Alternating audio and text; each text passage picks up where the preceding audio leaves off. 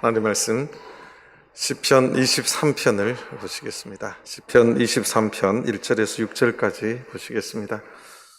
하나님 말씀 시편 23편 1절에서부터 6절까지 보시겠습니다.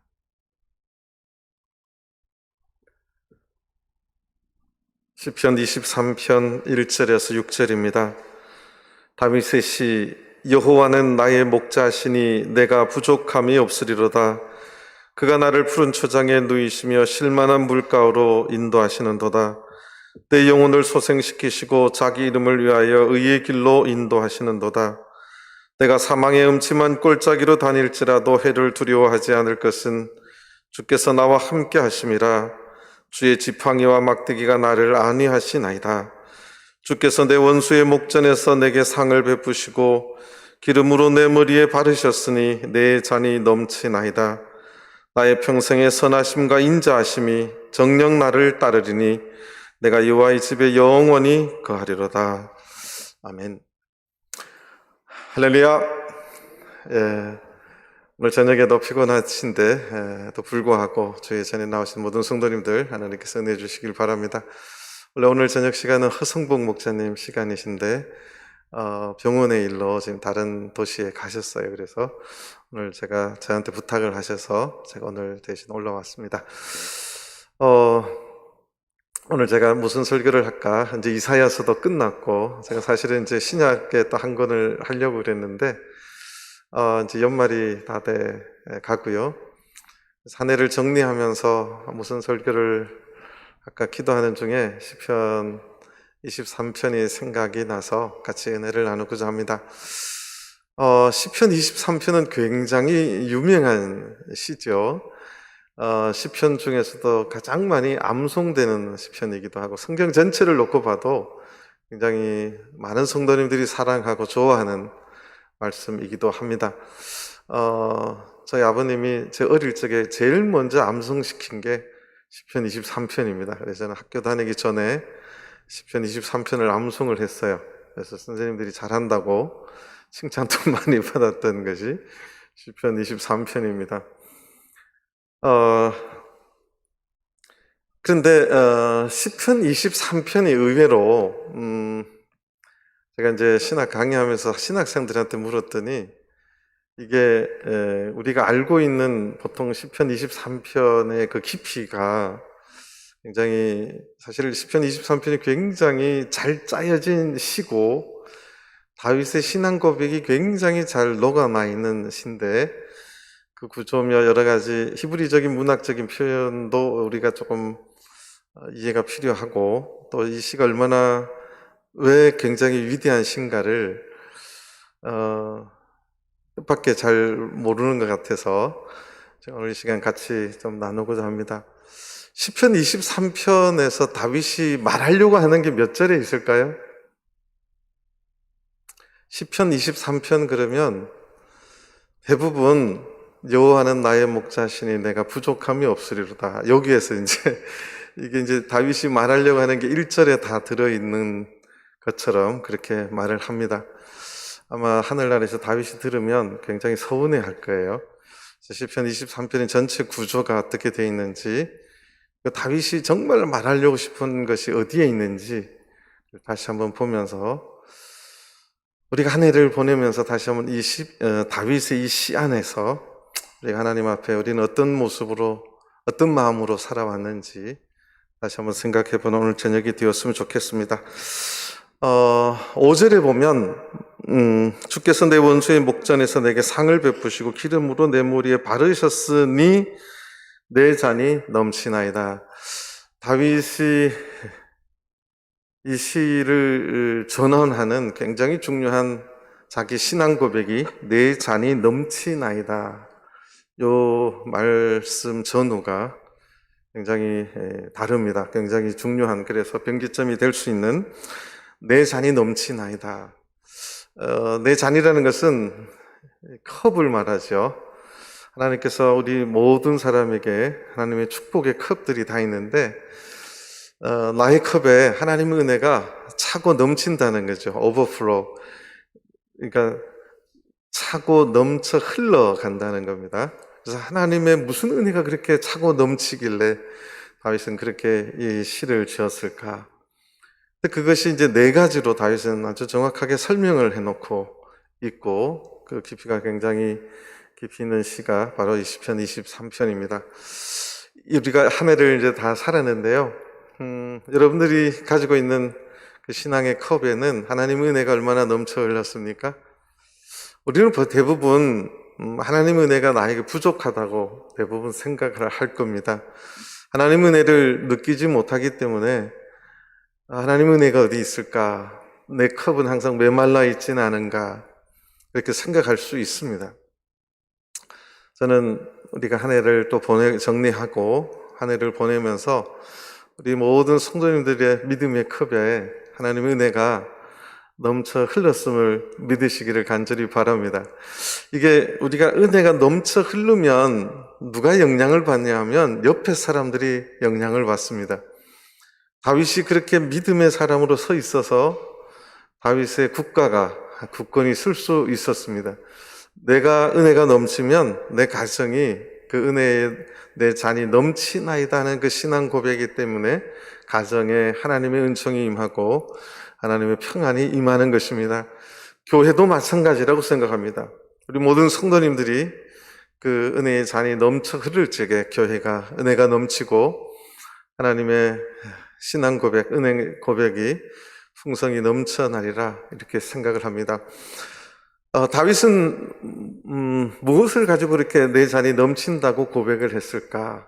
그것이 1절부터 나와 있습니다.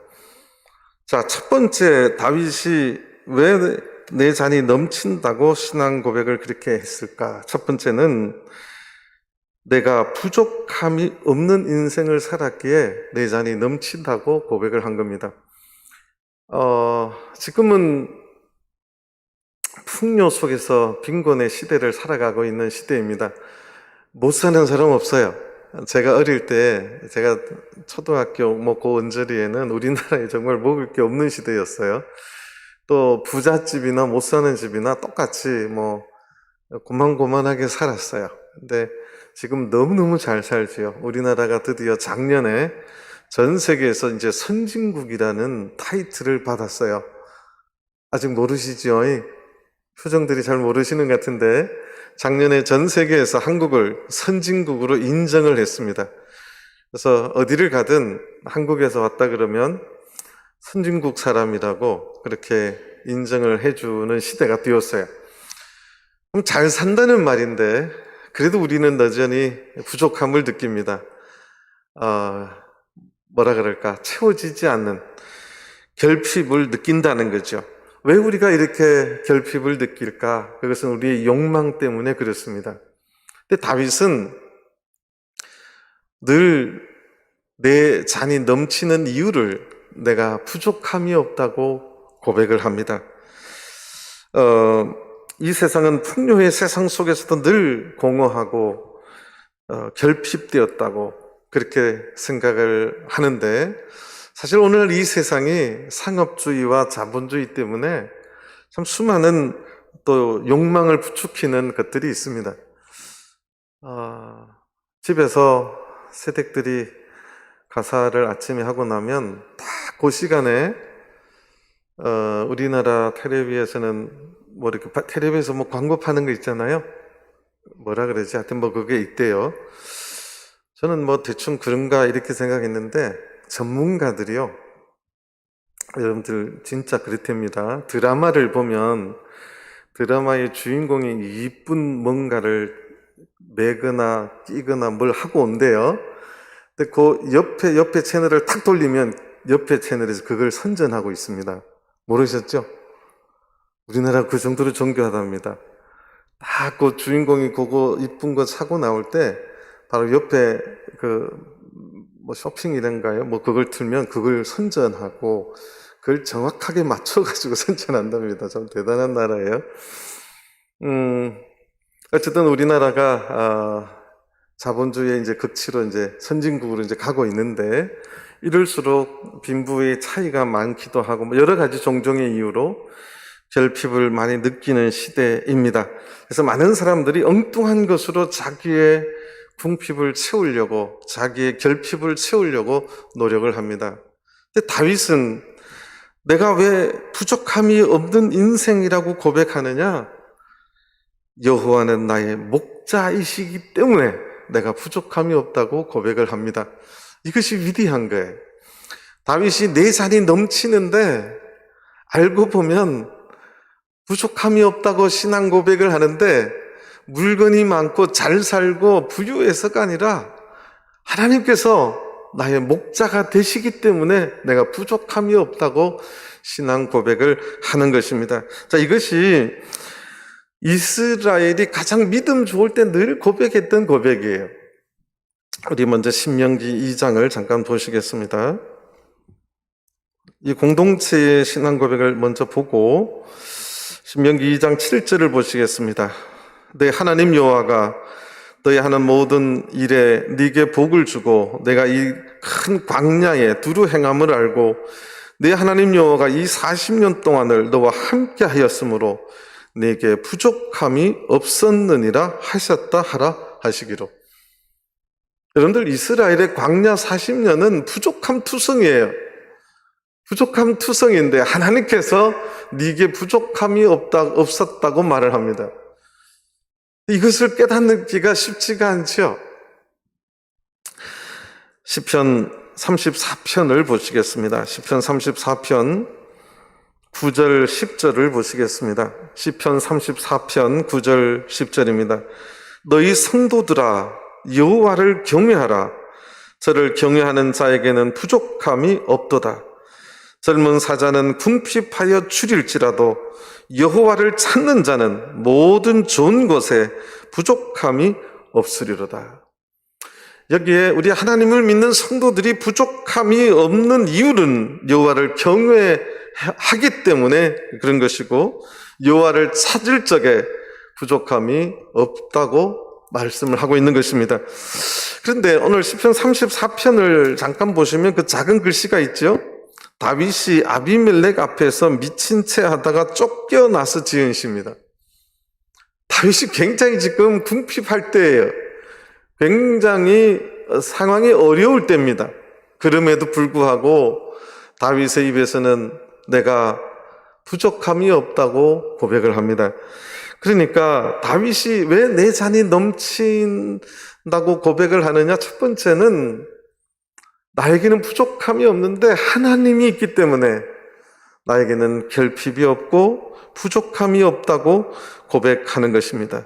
여호와가 나의 목자가 되시기 때문에 내가 부족함이 없다는 것입니다. 어릴 년 동안에 나는 얼마나 하나님과 함께 동행했습니까?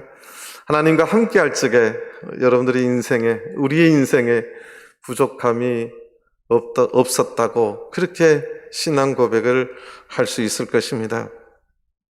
우리가 이 신앙 고백이 그 뒤에 2절까지 이어지는데요. 왜 또 부족함이 없느냐? 그가 나를 푸른 초장에 누이시며 쉴 만한 물가로 인도하시기 때문에 그렇다는 것입니다. 그가 나를 푸른 초장에 누이시며, 근데 여호와는 나의 목자라고 한다면 우리는 뭐가 되는 거죠? 양이 되는 거죠. 하나님이 나의 목자라고 그렇게 다윗이 고백하면서 부족함이 없다고 말합니다. 근데 여러분들, 양이 말 잘 들을까요? 말 잘 안 들을까요? 저희 집에 이럴 때 양을 키워봐서 제가 잘 압니다. 양이 의외로 말 잘 안 듣습니다. 그런데 2절에 보면 시작이 어떻게 되냐면 그가 나를 해요. 그가 나를 어떻게 한다. 그가 나를 누이시고 그가 나를 인도하시는, 그렇게 고백을 합니다. 그가 인도하는 대로, 그가 나를 어떻게 하는 대로 내가 순종하고 그 인도에 순종할 때 사실은 알고 보면 내가 부족함이 없어지는 비결이에요. 그런데 대부분 이 양들도 성질도 급하고 고집도 세요. 풀이 저쪽이 더 좋은데 아무리 글로 끌고 가려 해도 잘 안 가요. 꼭 이렇게 몽둥이로 한 대 때리고 막 걷어차야 이제 글로 갑니다. 이게 참, 그러니까 하나님께서 나를 푸른 초장으로 쉴만한 물가로 인도하실 때 그 인도하심에 순종할 적에 내게 부족함이 없는 거예요. 이게 비결입니다. 저는 이 다윗의 깊은 신앙의 깨달음이 저는 우리 전주교회 모든 성도님들의 신앙의 깨달음이 되기를 간절히 바랍니다. 하나님께서 그분이 나를 어디로 누이시고 어디로 인도하시더라도 그래서 아멘하고 따라갈 때 우리의 축복의 잔이 넘칠 줄로 믿습니다. 혹시 그것이 부족했다면 내년에는 주님이 이끌어 가시는 대로 주님이 누이시는 대로 그곳에 눕고 그곳에 따라갈 수 있는 저와 여러분들 되기를 바랍니다. 이 푸른 초장은 다윗의 시들이 참 대단한 것은 그림 언어가 알고 보면 나중에 영적인 언어까지 연결이 돼요. 푸른 초장은 뭘 말할까요? 말씀입니다. 하나님께서 우리의 목자 되시니 내가 부족함을 느끼지 못하는데 하나님께서 항상 나를 이끌어 가시는 곳은 푸른 초장, 말씀의 초장이에요. 하나님 앞에, 말씀의 앞에 나올 때 우리가 부족함을 느끼지 않을 수 있습니다. 여러분들, 물질적으로 생각하면 하나님께서 우리를 어디로 이끌어 가셔야 돼요? 아파트 3배 오르는 곳으로 인도해 가셔야 되죠. 그런 아파트에 누이셔야 되죠. 하나님 그렇게 하지 않듯라는 사실이죠. 푸른 초장에 누이시고 쉴만한 물가로 인도하신다. 여러분들 이제 이 쉴만한 물가라는 것은 참 편안하게 쉬는 곳을 말하고 그림이 참 멋있잖아요. 근데 이스라엘에 그런 쉴만한 물가가 별로 없습니다. 이것은 유대인들이 아주 독특한 또 생각인데 이 물은 이스라엘 사람들에게 기도처로 늘 생각을 합니다. 여러분들 바울 사도가 빌립보에 갔을 때 안식일 날 기도처가 있는가요? 어디로 갔어요? 어디로 갔어요? 물가로 갔습니다. 안 찾아봐도 되죠. 표정들이 잘 모르는 표정인데 이게 큰일 났네. 사실은 말씀의 초장과 기도의 처로 갔을 때 우리가 거기에 순종하고 따라갔을 때 우리에게 부족함이 없는 거예요. 그런 성도들 되시길 바랍니다. 푸른 초장에 우리 자꾸 교회에서는 성경만 읽으랴 봐도 재미도 없고 이 말씀의 깊은 곳에 들어올 적에 그 맛을 또 느낄 수 있는 거예요. 기도의 깊은 곳에 들어갔을 때 그것이 진정한 우리 인생의 쉴만한 물가가 되는 것입니다. 그래서 다윗은 여호와가 나의 목자이시기 때문에 그것 때문에 내가 부족함이 없다고 그렇게 신앙 고백을 합니다. 하나님께서 그를 푸른 초장에 누이시고 쉴만한 물가로 인도해 주시는 나의 목자, 그분 목자 되시는 그 주님께서 모든 것을 나로 하여금 풍부하게 영육간에 풍부하게 채워주니 너무너무 감사하다는 표현. 그래서 내 잔이 항상 넘친다고 첫 번째 고백을 한 것입니다. 자, 두 번째는 3절입니다. 내 영혼을 소생시키시고 자기 이름을 위하여 의의 길로 인도하시는도다. 소생시켰다는 말은 전제가 있어요. 그것은 피곤과 낙심과 절망과 쓰러짐과 상처와 넘어짐, 그것에 회복되는 개념이 소생시켰다고 하는 것입니다.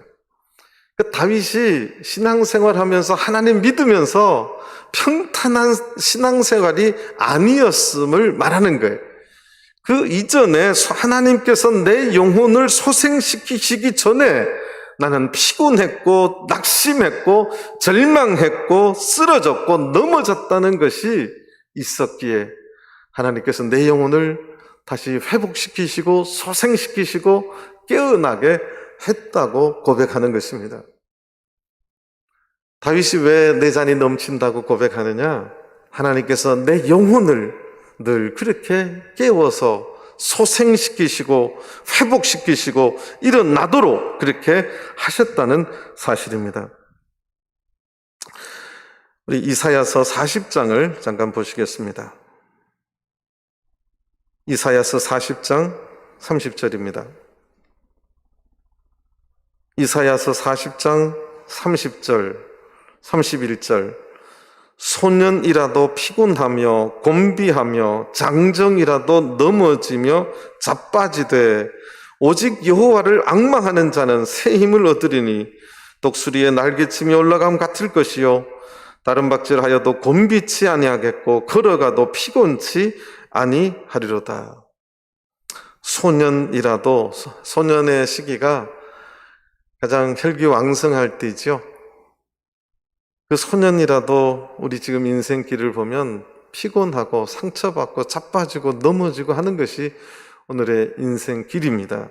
소년이라도 피곤하고 곤비하고 장정이라도 넘어지고 자빠지지만 오직 여호와를 앙망하는 자는 새 힘을 얻는다는 거죠. 이것이 다윗의 오늘 고백입니다.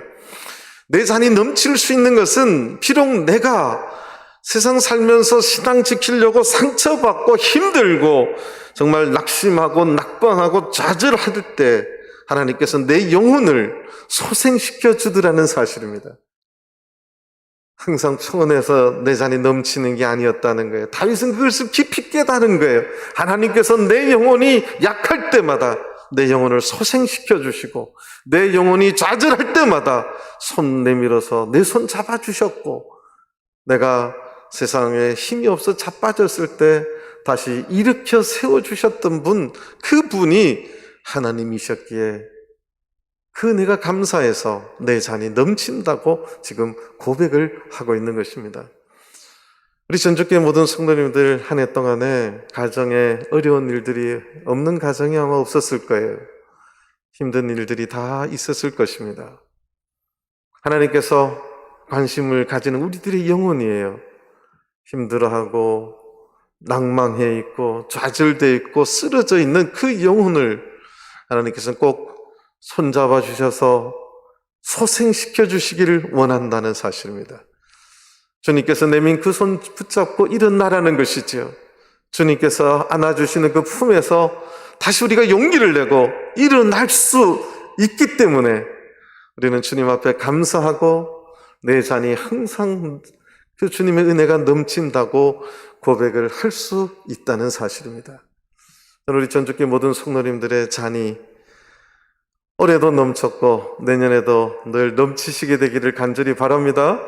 내가 좌절하고 넘어지고 아파할 적에 아무도 관심 없는 것이 아니라 주님께서는 반드시 내 영혼을 소생시키시기 위해서 내 손을, 나에게 손을 내밀어 주시고 나를 따뜻한 품으로 안아주시기를 원한다는 사실입니다. 그래서 주님께서 그렇게 나를 소생시키시고는 자기 이름을 위하여 의의 길로 인도하신다고 고백을 합니다.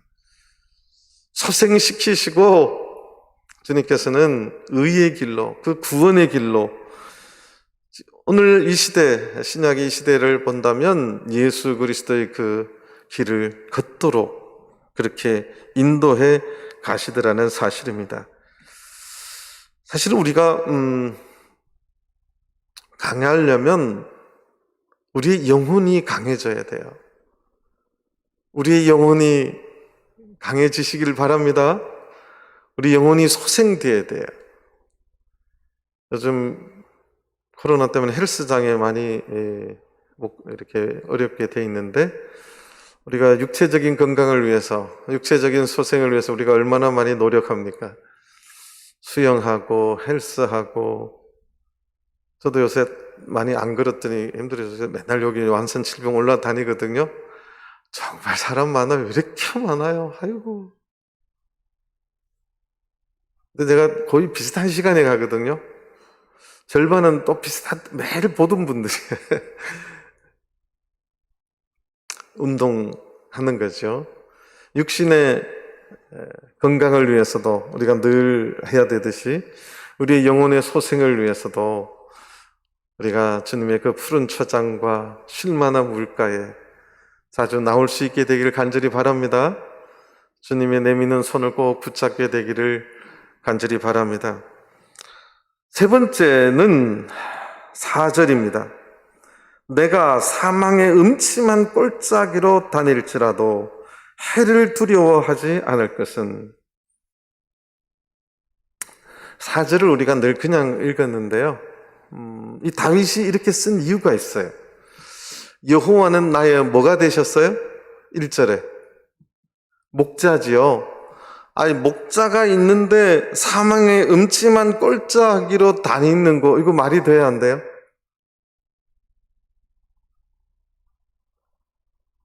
질문이 너무 어렵나요?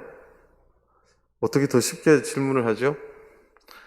여호와가 나의 목자가 됐어요.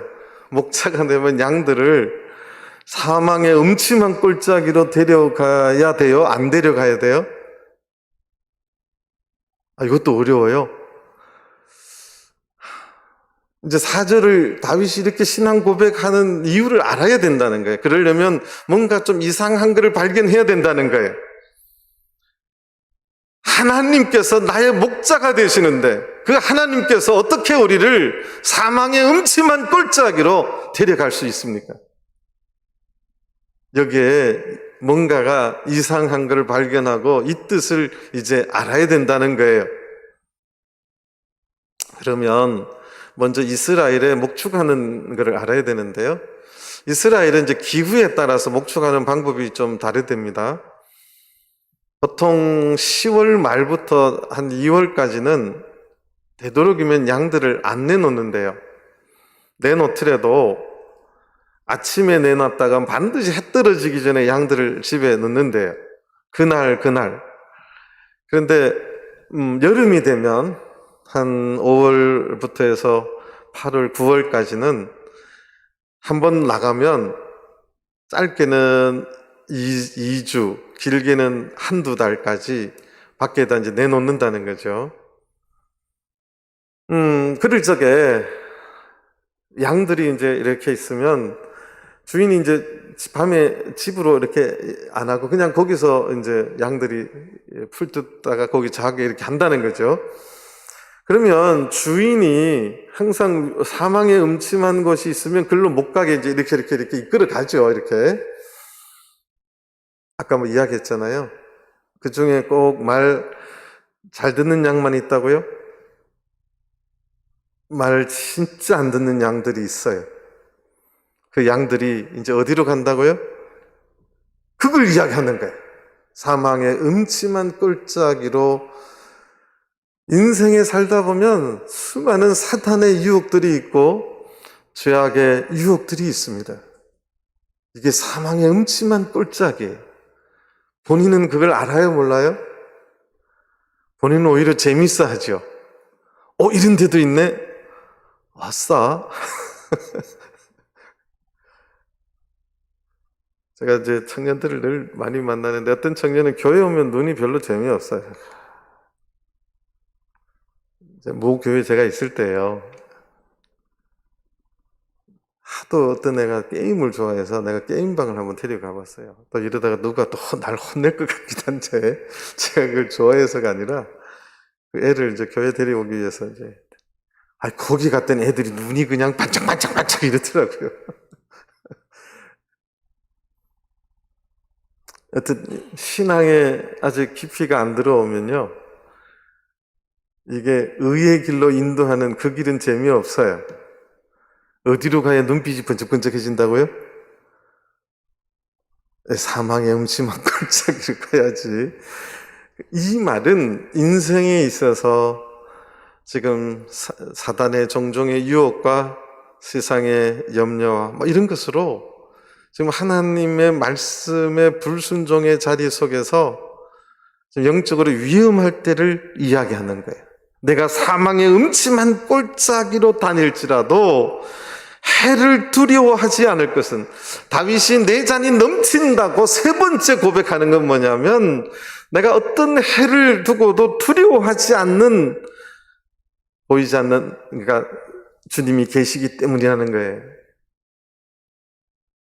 해를 왜 두려워하지 않느냐? 그 이유가 뒤에 있어요. 설명되어 있는데 이런 것들이 참 원어를 보지 않으면 뜻이 잘 안 전달되는 내용들이에요. 보통 우리가 사망의 음침한 꼴짜기로 다닐지라도 해를 두려워하지 않을 것은 주께서 나와 함께 하심이라. 여기까지 우리가 늘 읽어요. 잘. 우리가 사망의 음침한 꼴짜기, 그러니까 세상의 유혹과 여러 가지 죄악된 것에 내가 휩쓸릴 때가 있는데, 그럴 적에 해를 이 악한 것을 두려워하지 않을 수 있는데, 그것은 누가 나와 함께 하심이라고요? 주님께서 나와 함께 하시기 때문에 그렇다는 거예요. 그런데 참 재미있는 것은요, 1절부터 3절은 주님이 3인칭으로 나와요. 4절, 5절은 2인칭으로 나와요. 이게 또 무슨 말인가? 왜냐하면 원어는 이런 걸 많이 따지기 때문에 그래요. 3인칭이라는 것은 그의. 여호와는 나의 목자시니, 목자인데 그 분이세요. 그 목자세요. 그런데 4절부터는 내가 사망의 음침한 꼴짜기로 다닐지라도 해를 두려워하지 않을 것은 주께서 2인칭에 주께서 나와 함께 하십니다. 2인칭은요, 너예요, 너. 바로 옆에 있는 사람. 인칭이 확 바뀌었어요. 한국 성경에는 안 나타나는 거예요. 근데 의미는 굉장히 있는 거예요. 위험할 때가 되면 하나님께서 멀리 계시는 것이 아니라 어디 계시다고요?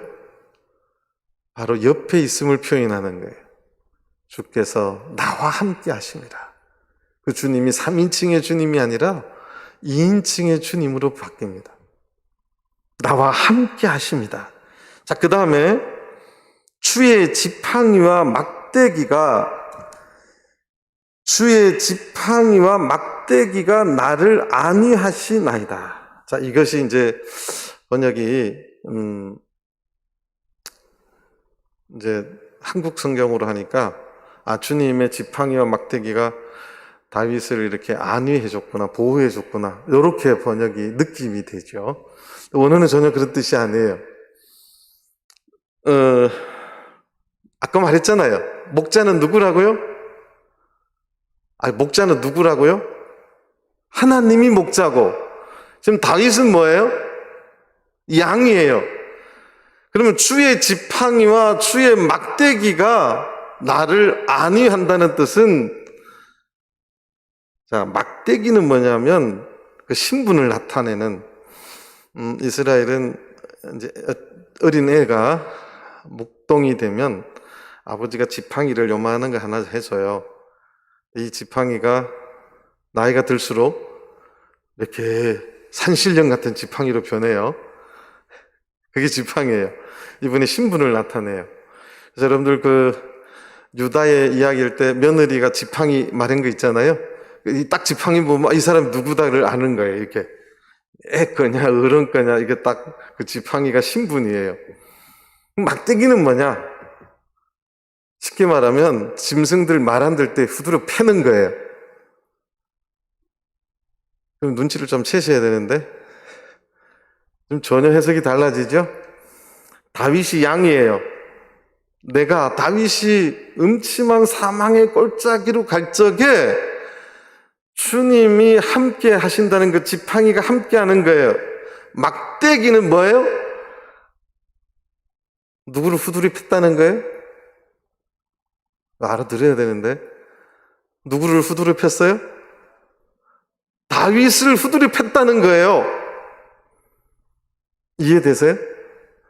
내가 사망의 음침한 꼴짜기로 다닐지라도 해를 두려워하지 않을 이유는 주님이 함께 하시는데, 어떻게 함께 하셨느냐?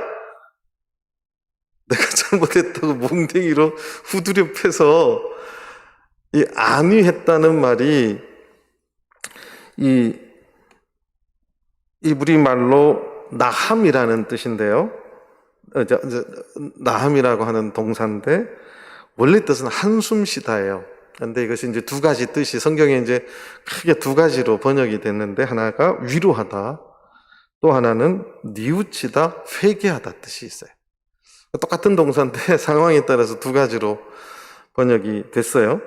근데 이제 한국 성경은 위로하다라고 번역을 했는데, 오늘 이 다윗의 고백을 잘 들어보면 제가 볼 때는 회개하게 만들었다는 거예요.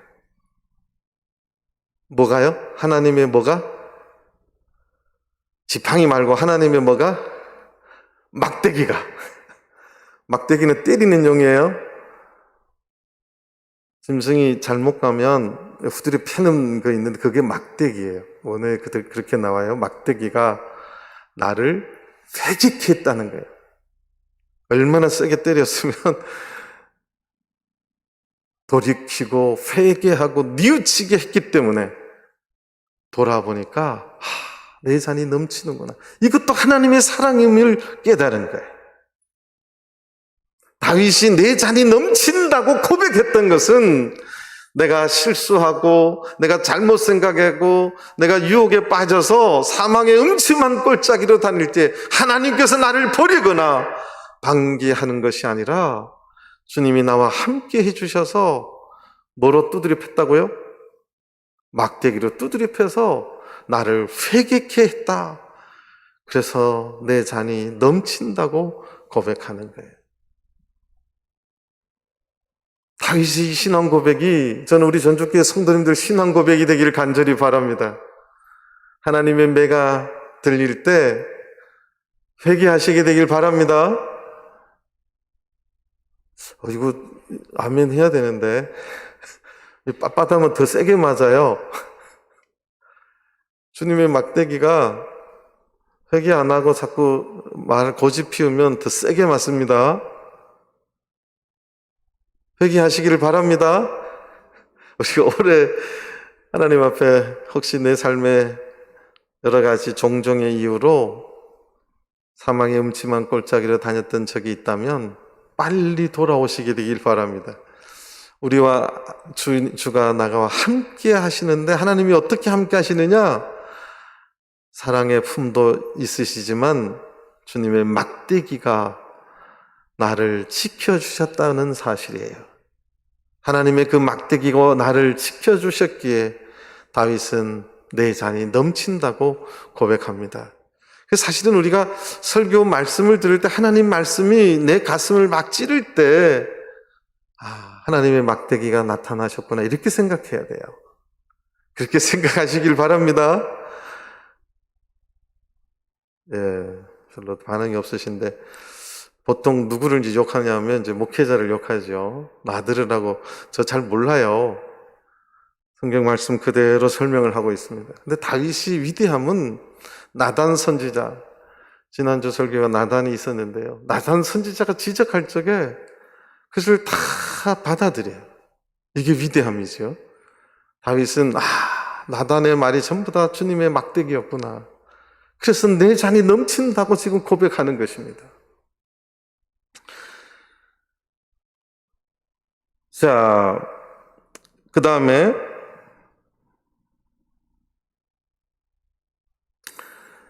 다윗이 두려움이 없는 이유가 그 두려움보다 더 큰 실체인 하나님이 나와 함께 하시고 있기 때문에 어떠한 해를 받아도 두려워하지 않는 거고, 그 하나님께서 나와 함께 하시는데 하나님의 손에도 뭐가 들려 있다고요? 사랑의 막대기가 들려 있는, 그것도 다윗은 은혜로 받아들입니다. 전주교 성도님들 그것도 은혜로 받아들이시길 바랍니다. 그래서 내 잔이 넘친다고 고백을 하는 거예요. 그 다음에 네 번째를 보시겠습니다. 5절에 주께서 내 원수의 목전에서 내게 상을 베푸시고 기름으로 내 머리에 바르셨으니 내 잔이 넘치나이다. 이 5절이 조금 어렵습니다. 5절이 어려운데 유대인들은 전혀 어렵지 않게 읽습니다. 이게 무슨 말 하는지를 알기 때문에. 주께서 내 원수의 목전에서 내게 상을 베푸시고, 제가 어릴 때 이거 암송할 적에요. 이 상을 연말 되면 상품 나눠주는 상으로 알았어요. 근데 언어를 보면 이게 뭐로 돼 있냐면 밥상이 있죠? 밥상. 밥상이에요. 영어로는 테이블로 돼 있어요. 이렇게 식탁 테이블. 하나님께서, 주님께서 참 재밌어요. 원수의 목전에서, 목전이 뭐예요? 얼굴 앞에서, 눈앞에서죠. 원수의 눈앞에서 내게 밥상을 차려주세요. 이게 이제 무슨 뜻인지를 알아야 돼요. 저도 이 뜻 알기가 오래 걸렸어요. 하나님 되게 심심하시죠? 여기 원수하고 밥 먹고 싶은 사람 손 들어보세요. 사실 요게 이제 우리가 이제 느끼는 것은 원수를 칼로 쳐서 죽이는 것이 어떤 다윗 시대의 논리잖아요. 다윗이 늘 전쟁터에 가서 원수를 물리치고 뭐 어쩌고 저쩌고. 그런데 시편 23편은 다른 의미예요. 이 원수라는 단어가 명사가 아니라 동사에서 파생된 분사예요. 그래서 이 원수라고 하는 것이 이제 짜라르라고 하는 동사인데 칼, 분사, 남성, 복수예요. 그래서 원수들이에요. 원수들. 근데 원수라고 번역할 수도 있고 고통들, 문제들로 번역할 수도 있어요. 그러니까 나를 괴롭히는 것들이 원수고 문제고 고통들이에요. 그래서 이 짜라르가 이제 분사로 쓰이면 원수들로 쓰이기도 하고 나를 힘들게 하는 뭐 고통들, 환난들 이렇게 번역이 될 수 있어요. 주께서 내 그 원수의 목전에서 내게 상을 베푸셨다. 자, 여러분들 이제 요셉이 애굽의 총리가 됐는데 애굽 사람들하고 밥 먹었어요? 같이 먹었어요? 안 먹었어요? 갈라디아 교회에서 바울 사도가 겨우 유대인들, 이방인들하고 같이 밥 먹을 때 베드로도 있었어요. 예루살렘에서 유대인들이 오니까 밥 먹다가 베드로가 도망갔어요? 안 갔어요? 잘 모르세요? 큰일 났네. 도망갔어요. 유대인들은 왜 밥을 안 먹을까? 같이? 우리는 단지 이제 같은 유대인 아니니까 그렇다고 말할 수 있어요. 맞는 말이에요. 근데 유대인들이 원수들하고도 밥 같이 안 먹어요. 이제 쉽게 말해서 내가 어떤 사람하고 대판 싸웠어요. 절대 그 사람하고 같이 밥 안 먹어요. 우리 한국 사람도 마찬가지죠? 대판 싸웠는데 밥 먹자면 밥 잡수세요? 전주분들은 다들 착해가지고 밥 잘 잡수시는 모양이네요. 지금 그거 이야기하는 거예요. 하나님께서 내 원수의 눈앞에 나에게 밥상을 차려놨대요. 근데 지금 가깝기는 누가 더 가까운지 아세요? 원수의 눈앞에다가 내 밥상을 차려놨대요. 그럼 지금 뭐 하라고 지금 말하는 줄 아세요? 그 원수하고 뭐 하라고 하나님이 지금 인도하시는 줄 아세요? 그 원수하고 뭐 하라고? 같이 밥 먹으라고. 자, 요 말은 그 원수하고 사이 나쁜 사람하고 뭐 하라는 뜻이냐면 화해하라는 뜻이에요. 이게 유대인들의 이 시편을 읽는 해석입니다. 그리고 내 머리에 뭘 발라주셨어요? 기름을 싹 발라주셨어요. 유대인들이 사실 여러분들이 신약을 읽으면 유대인들이 금식 기도하고 막 이러면 머리에 기름을 바른다고요? 안 바른다고요? 어떤 문제가 해결 안 되면 이 사람들 머리에 기름 안 발라요? 내 원수의 목전에서 하나님께 상을 베풀어 밥상을 차려놓고 나로 하여금 그 원수 앞에 가서 같이 먹으라는 거죠.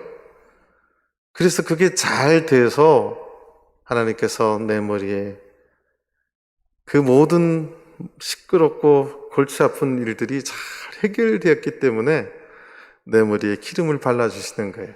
자, 이거를 이제 고통으로, 환난으로 말하면 하나님께서 나에게 환난을 많이 주셨는데 그걸 도망가게 하는 게 아니라 그 환난을 정면으로 잘 이겨내라는 거예요. 그래서 그곳에서 하나님께서 밥상을 차려주시고, 그래서 그 환난과 그 고통을 이겨내고 그것이 다 끝나서 하나님께서 내 머리에 기름을 하나님의 귀한 종으로, 아들로 머리에 기름을 발라 주신다는 것을 표현하는 거예요.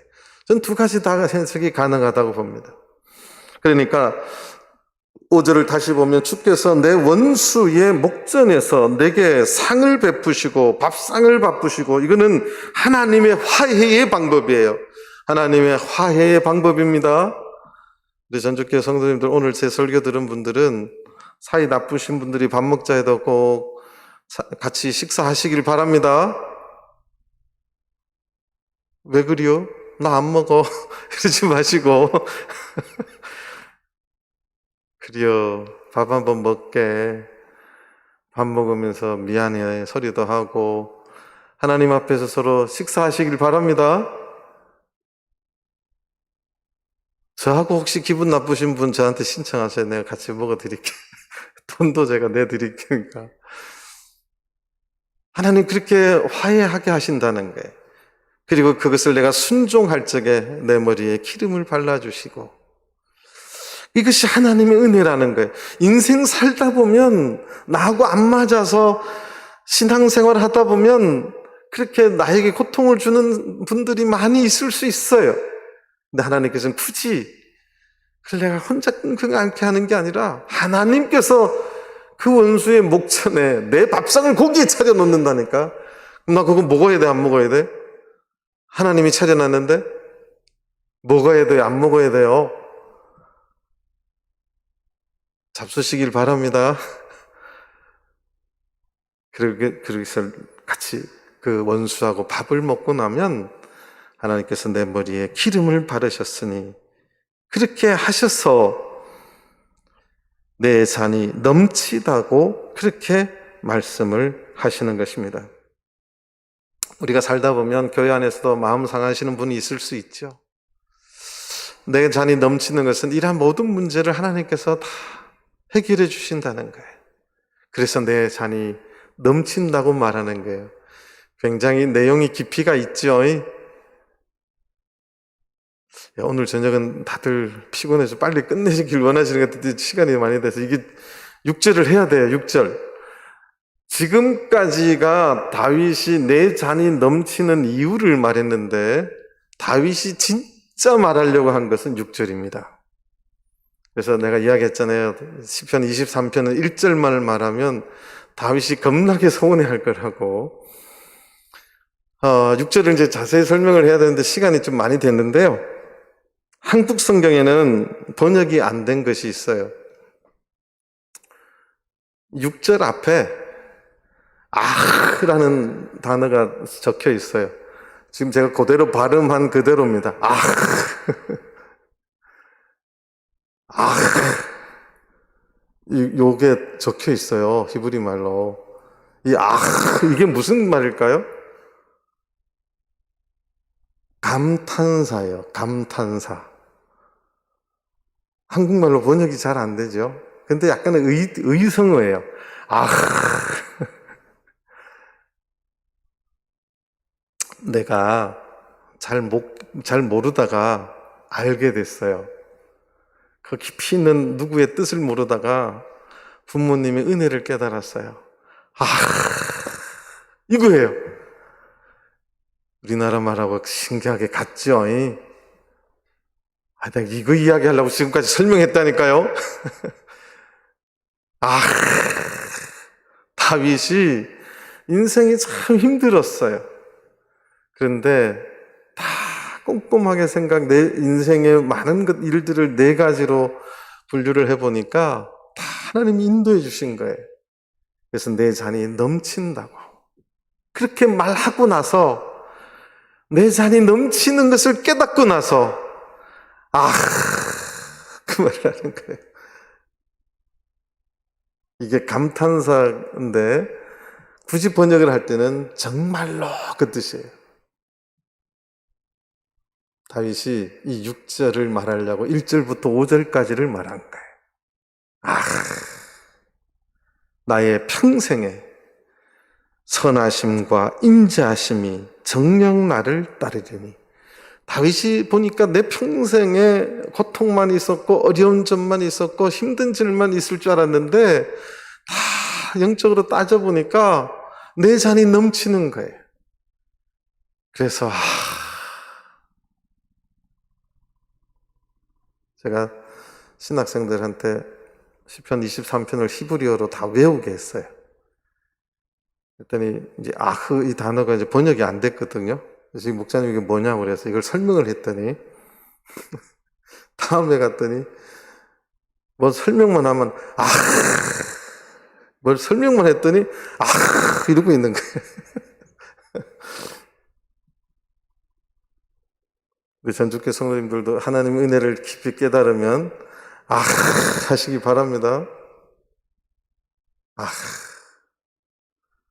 나의 평생에 다윗이 지금 하나님의 은혜를 다 생각하고 나의 평생을 생각합니다. 여러분들 이제 2021년을 살았죠? 내 평생에 1년인데 다윗은 자기의 평생을 놓고 신앙 고백을 합니다. 내 평생에, 나의 평생에 하나님의 선하심, 터부. 천지를 창조하시기 보시기에 참 좋았더라. 그게 터부예요. 똑같은 단어예요. 하나님의 선하심, 참 좋은 것들을. 그 다음에 인자하심, 헤세드, 하나님의 사랑. 하나님의 선하심과 하나님의 인자하심이 정녕 나를 따르리니. 이 따르리니 하는 이 단어가 라다프인데요, 라다프. 이게 참 재밌는 단어라서 제가 말씀을 드리는 거예요. 어떻게 따를까요?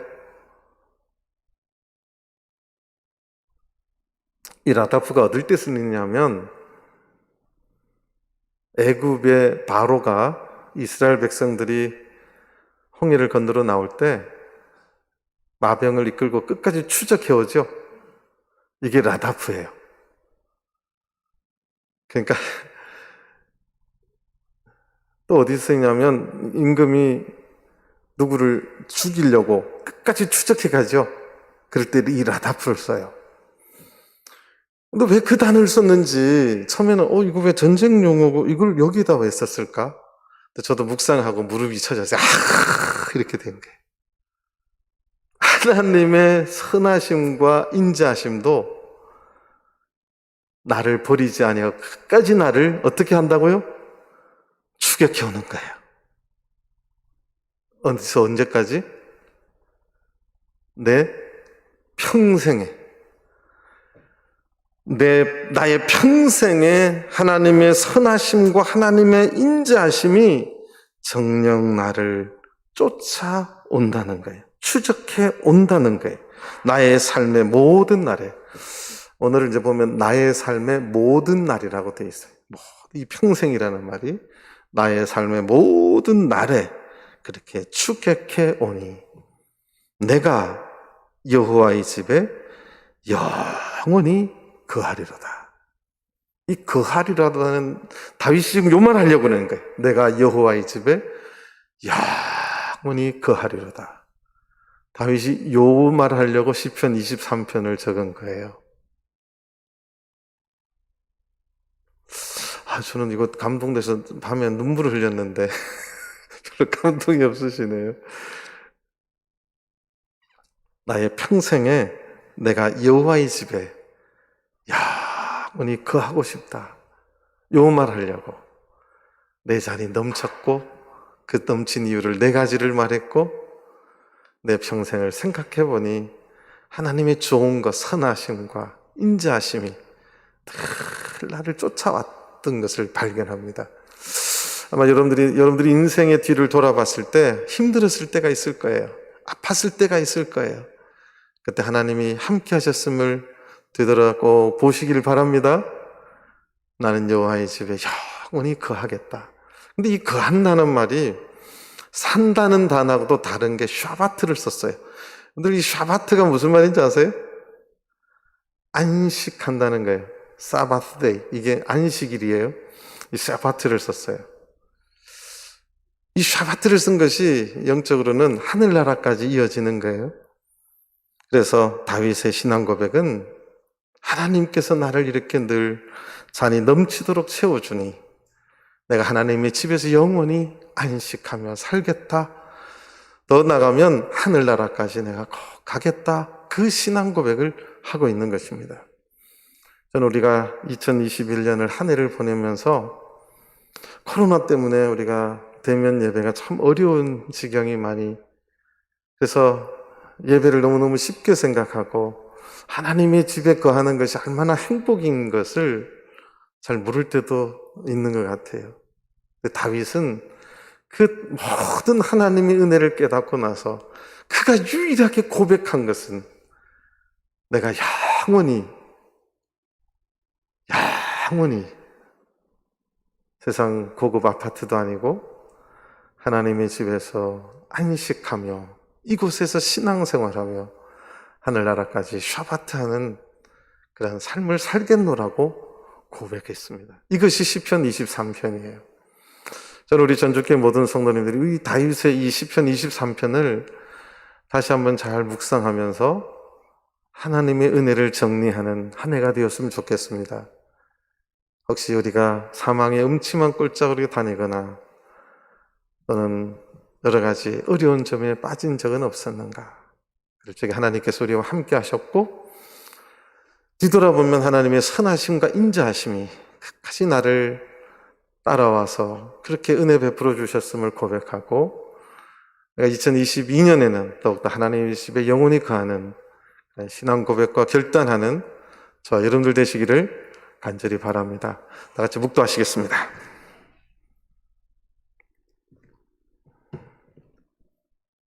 아멘. 찬송 생략하고 바로 기도하시겠습니다. 오늘 말씀 들은 거 생각하시면서 기도하시고요. 한 해를 하나님 앞에 시간을 내려놓고 하나님의 은혜에 감사하는 기도 시간이 되었으면 좋겠습니다. 여러 가지 나의 부족함이 있었다면 하나님 앞에 다시 한번 회개하고 자백하며 반드시 하나님 앞에 바로 설 수 있는 내 영혼을 소생시켜 달라고 기도하는 또 시간이 되었으면 좋겠습니다. 또 기도하실 때 병으로 고통받는 성도님들 위해서 함께 기도해 주시고 요즘 이제 대학생들 이제 그 입시철이기도 한데요. 하나님께서 좋은 결과 주시도록 위해서 기도해 주시고 임채기 형제님이 이제 다음 주에 군대를 갑니다. 또 건강하게 군대 잘 갔다가 제대할 수 있도록 또 위해서 기도해 주시기 바랍니다. 함께 성령으로